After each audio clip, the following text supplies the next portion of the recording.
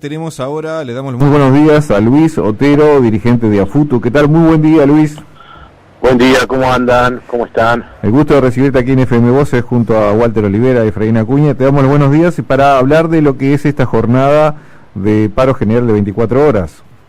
Sí, una jornada del PIT-CNT, de nuestra central de trabajadores, en un paro nacional de 24 horas, que se está desarrollando con muy buena adhesión a nivel, al menos a nivel de UTU en todo el país, con mucho trabajo militante en todos los departamentos. Recordemos que la forma que encontramos hoy de militar los trabajadores es juntar firmas contra la ley de urgente consideración. Sí, contra los 135 artículos de la ley de urgente consideración. Exacto. Buenos días. Buen día. Recién estábamos hablando acá con Efraín sobre el tema, inclusive lo dijimos al aire, de que alguno justamente del gobierno salió a replicar de que este paro se hacía justamente para salir a buscar firmas solamente. ¿Qué me dices al respecto? Y esa es la versión del gobierno, pero no nos vamos a hacer eco de versiones de un gobierno que lo que ha hecho desde que asumió es perseguir a los trabajadores, ¿no? En todo su sentido, su sentido y en todas las cosas que está realizando.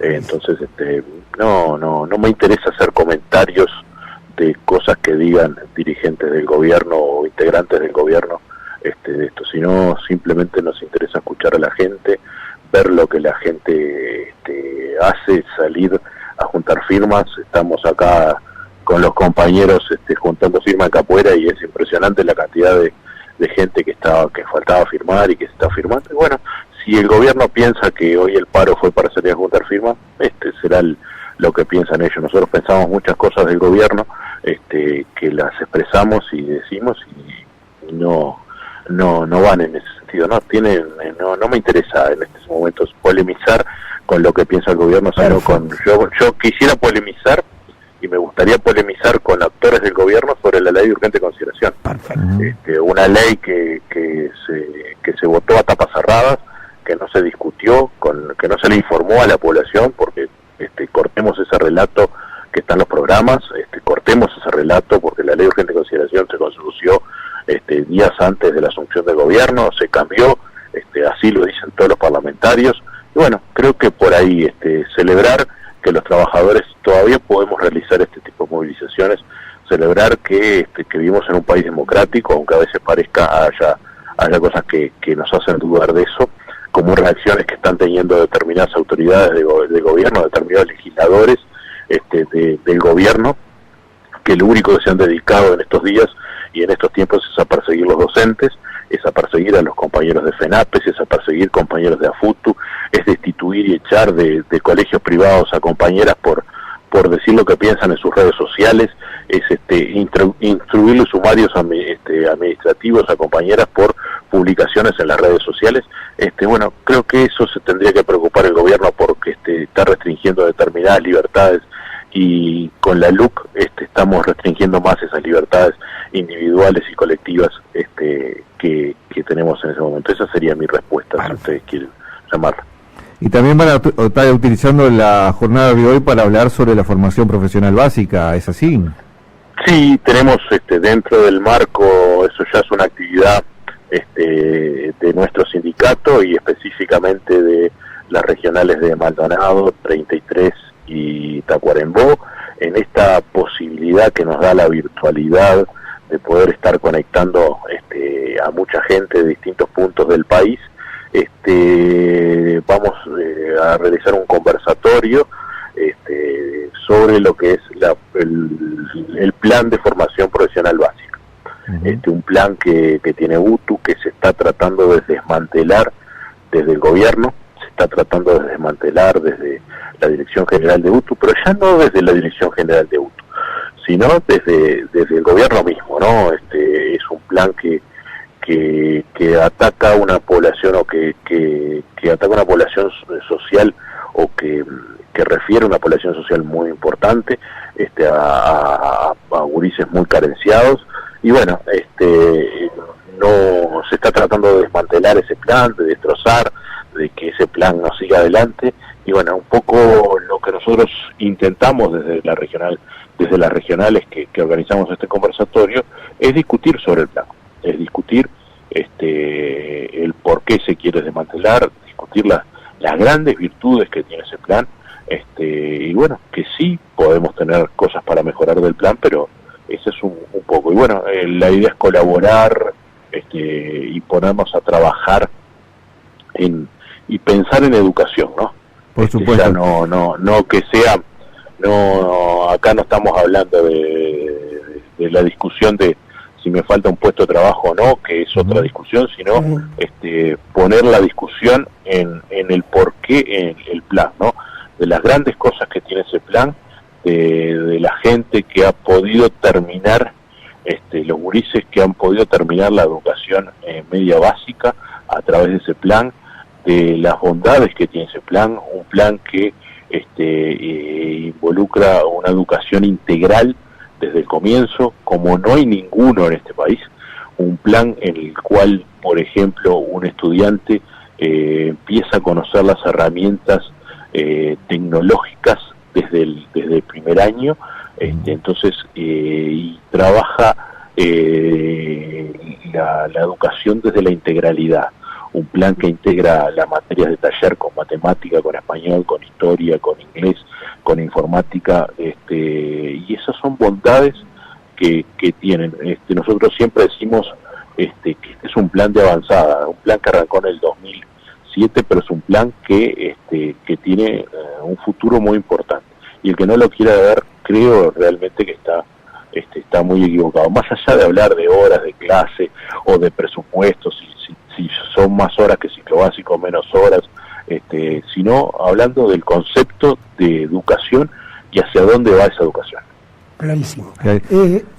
Iba a hacerte una pregunta, sí. Bastante.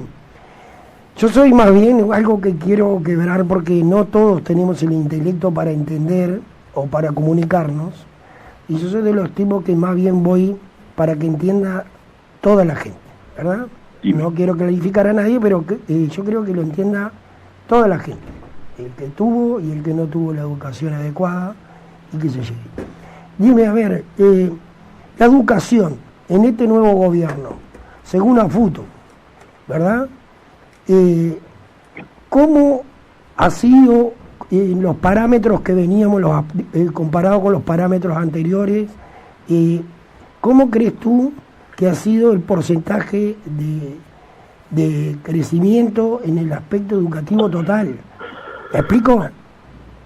Sí, pero lamentablemente no ha habido crecimiento en este año y medio de gobierno que tenemos. No ha habido crecimiento, sí, no ha habido crecimiento porque se han cerrado cursos, porque se han recortado planes, porque se han cerrado programas. Entonces, en este año y medio, lo que nosotros podemos decir, que la educación en general en Uruguay perdió, arrancando por primaria, y sería medio atrevido meterme mucho en primaria, pero por tirar una perlita,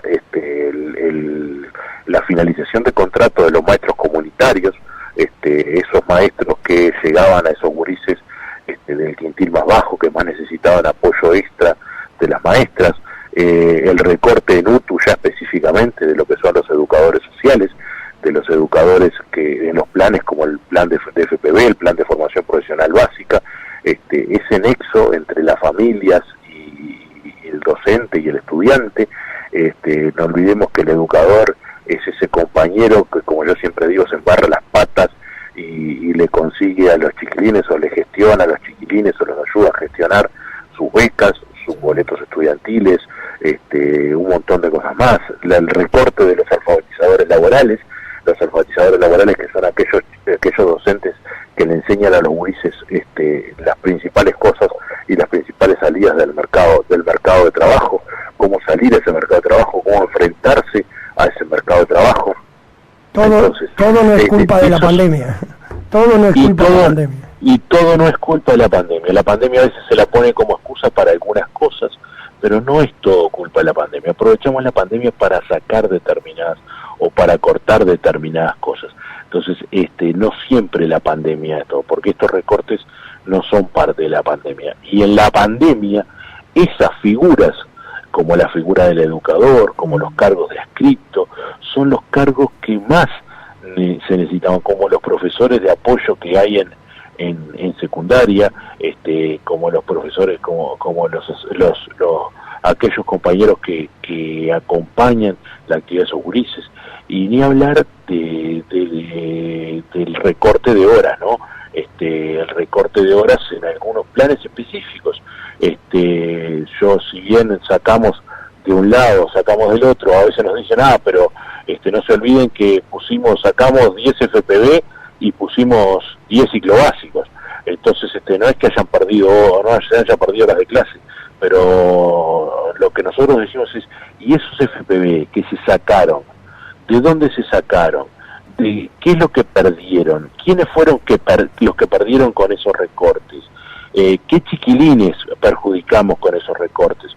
Porque de repente yo lo que necesito en un barrio o en una localidad carenciada, necesito otro tipo de cursos. Bueno, hagamos que esos cursos hagamos que esas modalidades estén. No porque esas modalidades o ese tipo de cursos los haya instalado el gobierno anterior, los tengo que terminar o los tengo que sacar. Acá hay muy buenos cursos y acá hay, por ejemplo, los bachilleratos tecnológicos no surgieron con el Frente Amplio, no surgieron con el gobierno anterior. Los bachilleratos tecnológicos surgieron en el gobierno de Sanguinetti y el gobierno de Jorge Valle. Y esos planes no son muy buenos planes. Son la base de la educación técnica hoy, el bachillerato tecnológico hoy llamados educación media tecnológica. Esos bachilleratos tecnológicos que en lugar de cortarlos, los gobiernos anteriores lo que hicieron fue decir, no, vamos a potenciarlos, y en lugar de arrancar como se comenzó con solamente un bachillerato de química, un bachillerato de informática, un bachillerato de turismo y una administración, hoy tenemos bachilleratos de electroelectrónica, de audiovisuales, de energías renovables, de deporte y recreación, bachilleratos agrarios, tenemos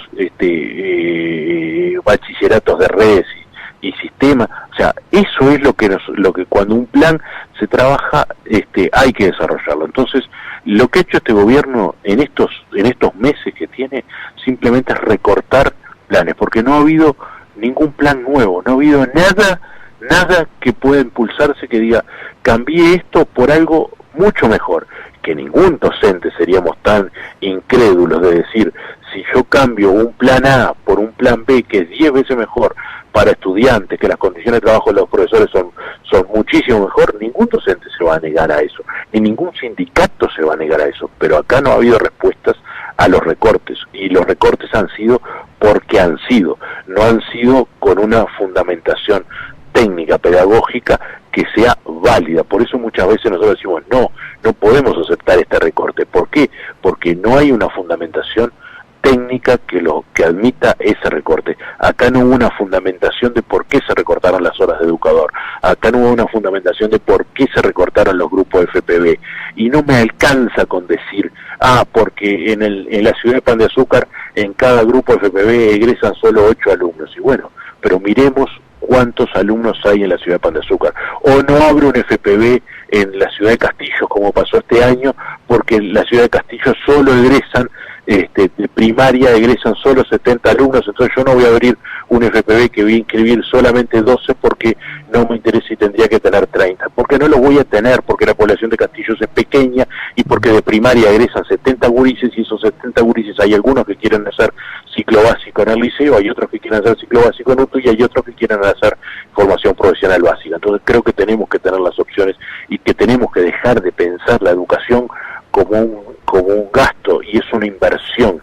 Acá no, lo que tenemos que transformar es esa palabra, el gasto en educación. No, acá todo lo que se haga en educación es inversión, y eso es lo que tenemos, y tenemos que tomarlo como política de Estado. Acá no puede ser que se pretenda cambiar o se intente cambiar cada vez que cambie un gobierno, y ustedes saben muy bien que nosotros fuimos y somos y seremos muy críticos de los gobiernos anteriores también, sí. de los gobiernos pasados.